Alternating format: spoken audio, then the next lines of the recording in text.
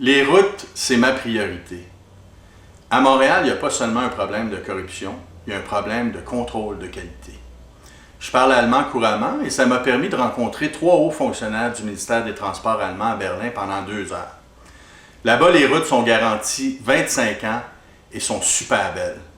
Ils m'ont expliqué comment est-ce qu'ils faisaient les routes. Ils utilisent 70% de matériaux insensibles au froid et à la chaleur. Ils m'ont expliqué aussi comment ils faisaient le contrôle de qualité des routes. Et de ce côté-là, il faut vraiment, en tout cas, je serai intraitable. Il faut que nos routes soient garanties. Écoutez, c'est un peu comme quand tu as une maison. Hein? Quand tu as une maison, tous les 25 ans, il faut que tu refasses le toit. Ça ne serait pas normal de refaire le toit tous les 2-3 ans, mais c'est ça qui se passe avec nos routes. Nos routes devraient être garanties 25 ans. On devrait refaire tout le réseau routier de Montréal en l'espace de 5-6 ans. Et après ça, on s'occuperait d'autres problèmes, vous comprenez? Et on aurait de l'argent pour faire autre chose. C'est pas normal qu'on mette autant d'argent dans nos routes. Ça prend de la qualité et ça prend un contrôle de qualité.